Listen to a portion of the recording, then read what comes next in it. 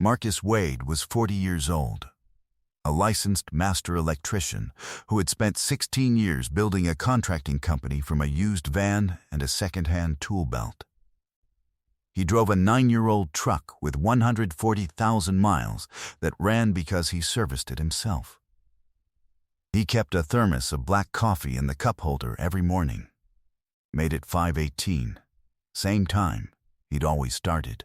On a Tuesday in early March, he came home from a job site in Harlow County to find his dining room table cleared of everything he'd ever kept on it.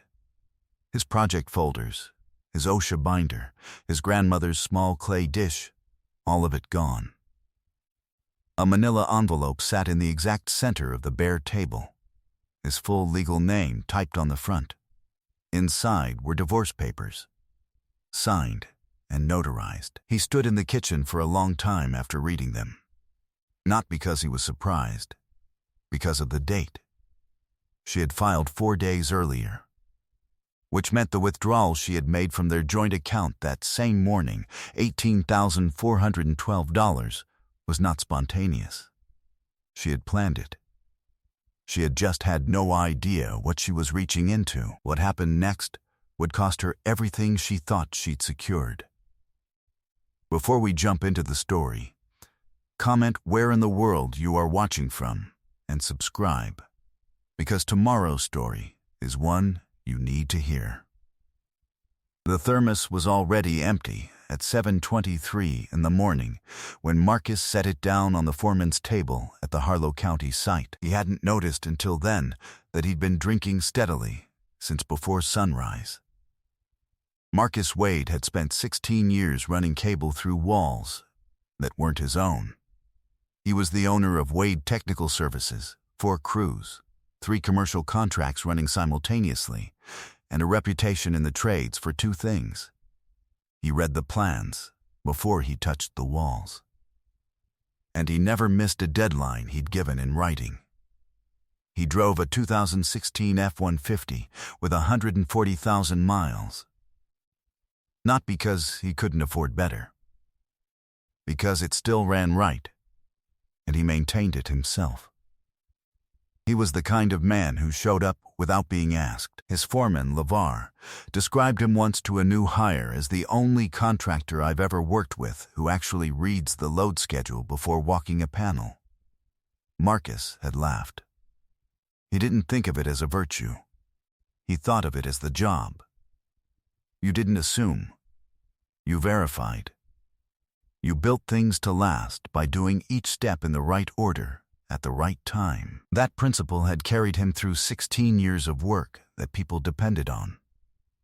He had applied the same principle to his marriage, or tried to. He had spent 2 weekends rewiring Denise's first storefront, the salon on Birchmore Avenue, because she wanted to open before the lease deadline. He had pulled the permit, run the conduit, installed the shampoo bowl circuits and the panel upgrade, all on his own time. He had done it without being asked. She had received it quickly, the way she received most things he did, as if it were simply the next item in a sequence of things he was responsible for providing. He didn't know it then, or rather, he was only beginning to allow himself to understand that she had been planning to leave for more than a year. She had just been waiting for the money to be in the right position first. The dining room smelled like takeout containers left on the counter and something faintly chemical. New nail polish, maybe. He'd noticed the smell before. He hadn't said anything. He set his bag down near the door and looked at the table. Everything was gone.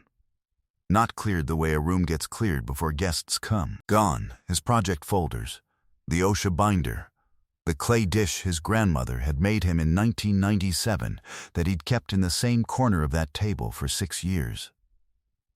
A manila envelope sat in the exact center, his full legal name, her handwriting. He opened it and read it carefully. He read it again.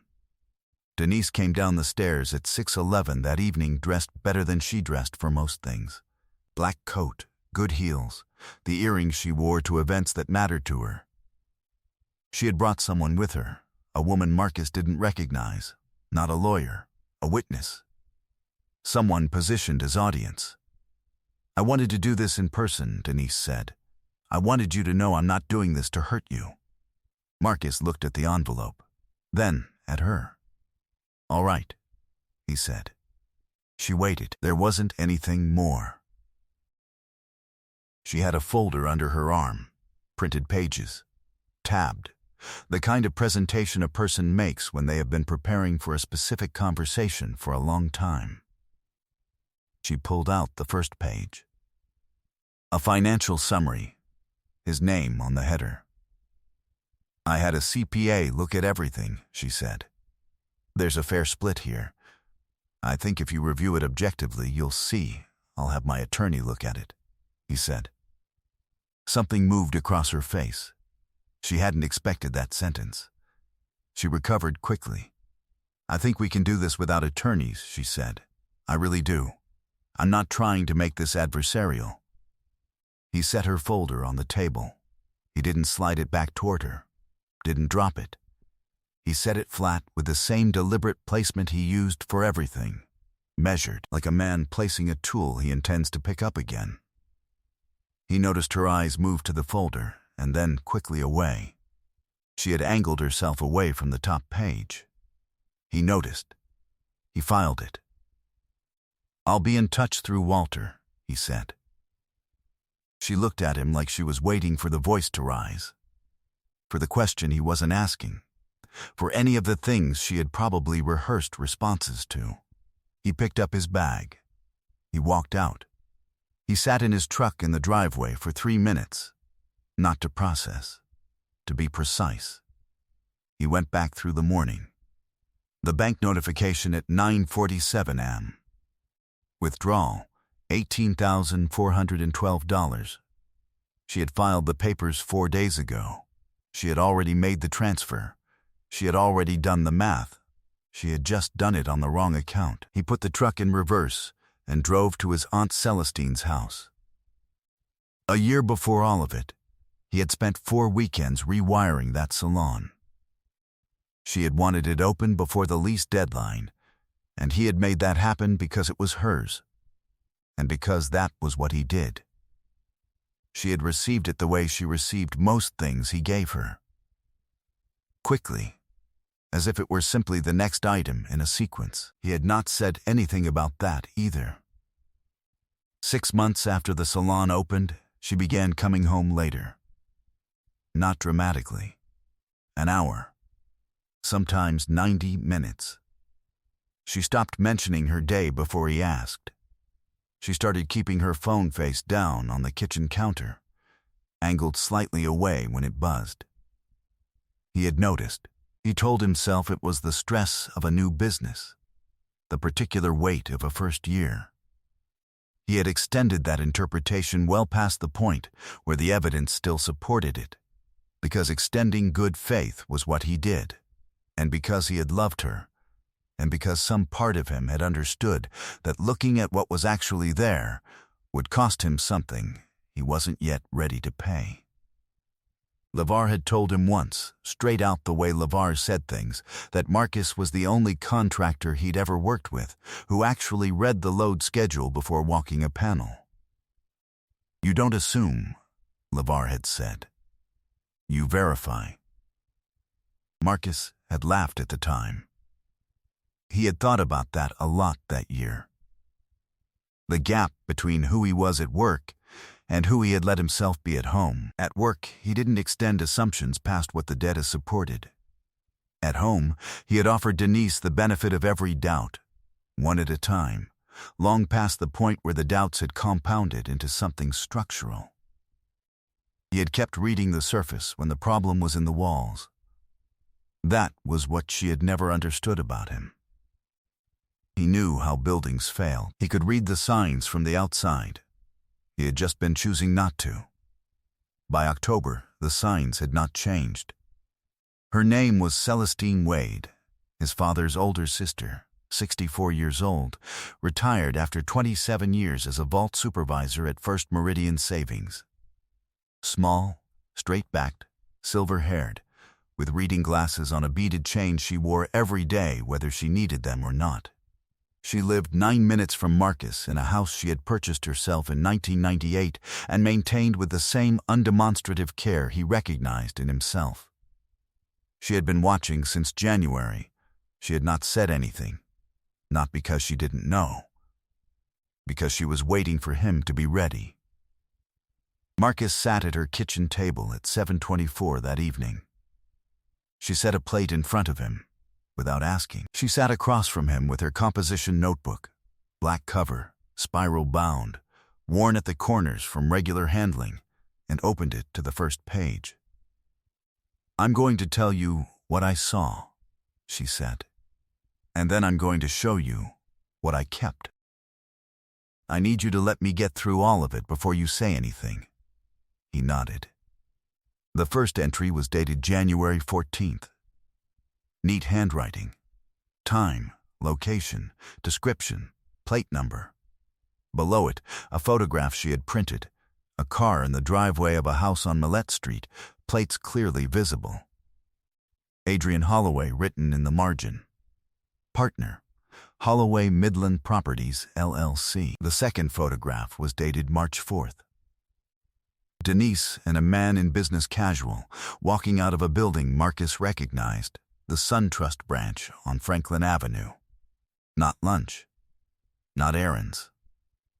The branch where they held the joint personal account. There were 23 entries in the notebook. She had started in January. She had been waiting for him since March. "There's more," Celestine said, and reached for her reading glasses. She opened a second folder, printed bank records.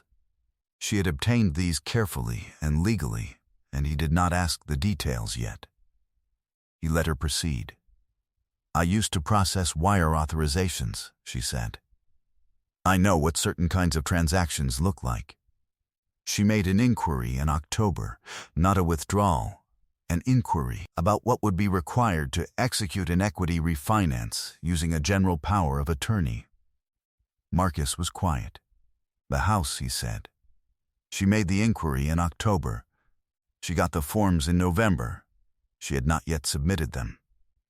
"But the power of attorney you signed in 2019, for the hospital, when your father was ill, the scope of that document covers real estate transactions." "It should not, but it does." He looked at the POA document she slid across the table, his signature at the bottom. November 4th, 2019, he remembered exactly what he had believed he was signing. He picked up his coffee mug and held it without drinking. "How much equity is in the house?" According to the appraisal she commissioned in August, and yes, she commissioned $94,000. He set the mug down carefully. "What else?" She turned to the last section of the folder. A single printed document, the state filing records for Holloway Midland Properties, LLC. Date of incorporation, September 3rd of the prior year. Partners listed, Adrian Holloway. And a second name, Denise Daisy Wade. Marcus looked at the document for a long time without speaking. She was not just a woman who had found someone else. She was a co-owner of the company the man she had found was running into the ground, a company that had received $22,000 in transfers from their joint account over the previous 8 months. She hadn't simply left. She had been building an exit using his materials. He stood and spread all the documents across the table the way he spread blueprints on a job site, not reading any single piece, but looking at all of them together, feeling where the lines connected. The composition notebook, the bank records, the POA, the LLC filing, the equity appraisal, the withdrawal that morning. The $18,412 she believed had emptied him. He could see the whole shape of it, every piece, every sequence, every line running from one document to the next. He stood over it for a long time. Then he sat back down. "I need to call Walter," he said. He didn't move fast. That's what people never understand about this part. Walter Reeves had been Marcus's attorney for 9 years, a methodical man who called before 7 a.m. and kept his voice level when the information was heavy. Marcus called him at 7:52 that evening. Walter picked up on the second ring. He listened without interrupting. When Marcus finished, Walter said, "Don't touch the account she pulled from. Don't change anything she can see. I'll have a forensic accountant reach out by morning." The forensic accountant was Patricia Osai, 20 years in financial fraud investigation before going private, with a particular fluency in LLC structures and routing documentation. She spent 11 days going through Marcus's financial records, Celestine's preserved materials, and the Holloway Midland filings. What she found went beyond what Celestine had documented. The $18,412 Denise had withdrawn that Tuesday morning was not the first transfer. Patricia traced 8 separate transactions over the previous 14 months, $22,000 in total, routed through a personal payment account, and delivered in 3 installments to Holloway Midland Properties, LLC. Denise's LLC. The one she co-owned with the man she had been seeing since January. She had been funding her exit with their joint account for over a year. The Tuesday withdrawal was the last pull. She had believed it emptied him. She did not know about the account at Meridian First that Marcus had opened in September, at a branch she had never visited, in his name only, through a holding account she had no visibility into. He had moved $243,000 in 2 transfers, quietly, over a period of 3 weeks. He had left $18,400 in the joint account because it looked right. Not so high as to seem like he'd been protecting it, not so low as to seem like she'd already found it. It looked exactly like what a joint account looks like when a marriage is getting lean. He had said it. He had waited. She had done precisely what he anticipated. Walter filed a civil fraud action on the POA refinance attempt, quietly. No public record yet. Patricia produced a 34-page documentation report on the LLC transfers. They did not send it anywhere. They sat with it. Denise called twice that week. Marcus let both calls go to voicemail. The first message was warm and cooperative. She hoped they could get through this without it becoming complicated. The second, sent 40 minutes later, had a different quality. The warmth had tightened into something that sounded like a person who had just checked her work and found an unexpected gap. She mentioned that her attorney had noted some concerns. She hoped he wasn't planning to make things difficult. He listened to it twice, not because it upset him, because he wanted to note the exact distance between message 1 and message 2, the specific shape of how fast it moved. He didn't move fast. That was the part she had never been able to account for. She had spent 14 months deciding he was a man who showed up, who built things, who absorbed what was happening without looking too closely at it. She had been right about most of that. She had been wrong about the last part. Patience wasn't the absence of capability. It was his most practiced skill. It was just the one she'd never had a reason to watch him use. He called her 2 weeks later. His voice was even and cooperative. He said he thought it made sense to handle the property division without going to trial, that they could sit with their attorneys, look at the numbers, and find something fair. She agreed before he finished the sentence. He could hear the composure she was working to maintain and mostly achieving. He ended the call. Celestine was sitting across the table. She hadn't said a word through the whole call. She sat with her mug. "She thinks it's already over," Marcus said. Celestine said nothing. She refilled his coffee. Marcus arrived 40 minutes early. On any job site, the foreman who arrived last was already behind. The conference room was on the 14th floor of the Whitmore building. A long table, neutral walls. the kind of space designed to strip context from decisions and leave only documentation. One window. The city below, quiet in the morning light. Walter arrived at 8:20, Patricia at 8:31. They arranged the folders in the order they had agreed on. 3 sets, each labeled, stacked in sequence. Denise arrived at 9:03, 2 minutes late. Adrian Holloway came with her, which was the first unexpected thing. He wore the suit of a man who had already decided this meeting was a formality. Denise's attorney, a woman named Farrell, came through last and sat immediately, opening her own folder without looking up.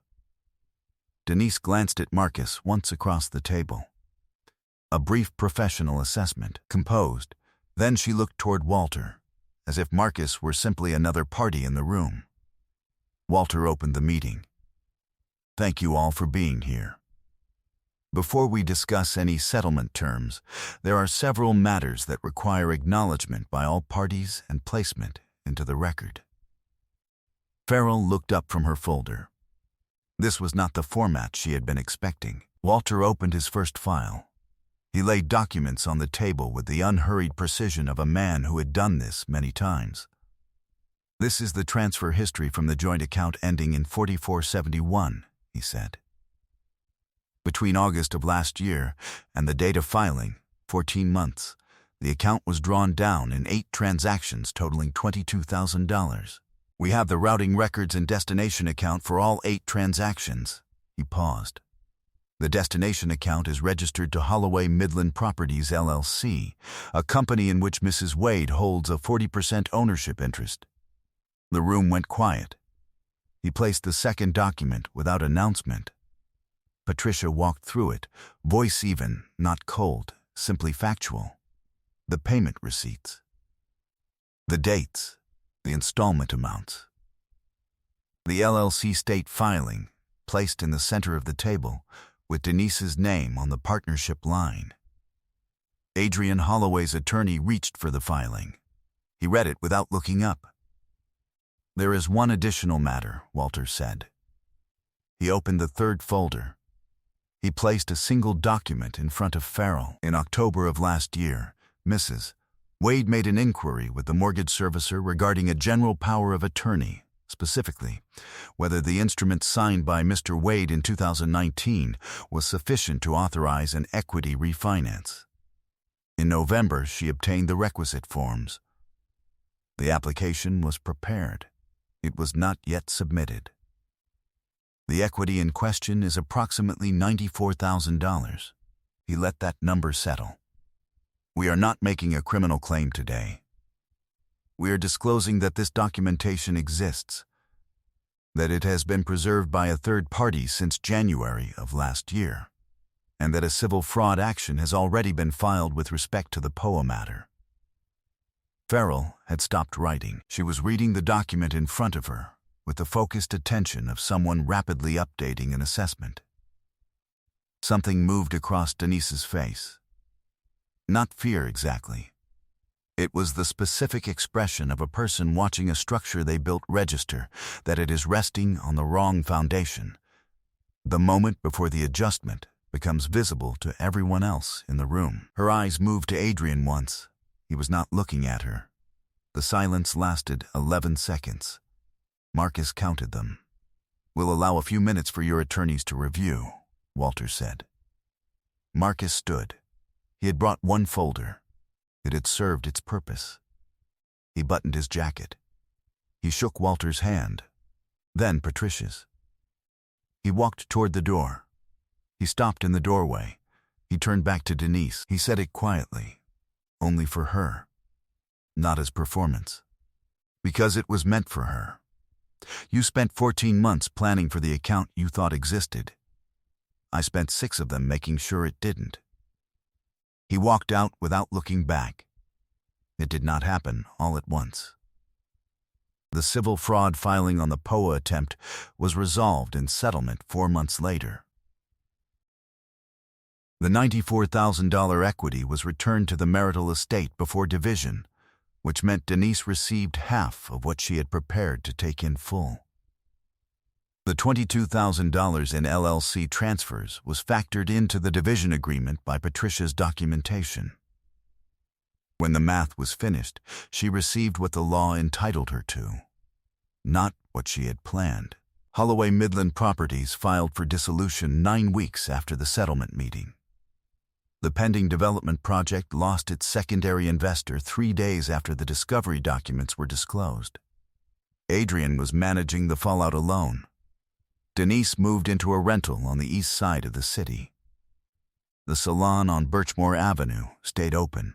She ran it now as an employee rather than an owner, a distinction that had always mattered to her. Marcus had not interfered with any of it. He had no reason to. She was carrying the weight of what she had chosen the way a person carries something they cannot set down. Not dramatically, just constantly. Marcus finished the Harlow County project in May. By June, he had 2 new commercial contracts running, a school annex and a warehouse conversion. His 4th crew started in late summer. He had asked LeVar to run it. LeVar had said yes before he finished the sentence. He answered every call on the same day. He gave accurate timelines and hit them. He was not wealthy in the way she had imagined wealth. He was solid, the way a correctly wired building is solid, not visible in the walls, just present in everything that works. 14 months after the settlement, Celestine mailed him something. A small succulent in a clay pot, burnt orange, the same color as his grandmother's dish. No card, just the plant. He put it on the windowsill above the kitchen sink. He watered it on Thursdays. On an October evening, Marcus sat on the back steps of the house on Caldwell Street, the house he had rewired room by room over 4 years of weekends, the house that was his outright now, the floors refinished over 3 Saturdays in August, still faintly smelling of polyurethane in the corners. He had a glass of water. The neighborhood was settling into night. He could hear the kids from the Mwamba house 2 doors down, riding their bikes in the last of the light, and someone grilling somewhere, and at the far edge of the block a dog responding to something it couldn't see. He thought about the man who had stood in this same kitchen with a manila envelope in his hands, and already known. In the quiet way, he knew things. The way he knew when a junction had been wired wrong before he opened the panel, that the shape of what was coming was not the shape she thought it was. He went inside. He turned out the light. I hope you enjoyed that one. Be sure to like the video and subscribe so you don't miss the next story. I've picked out 2 more for you that I think you'll really like.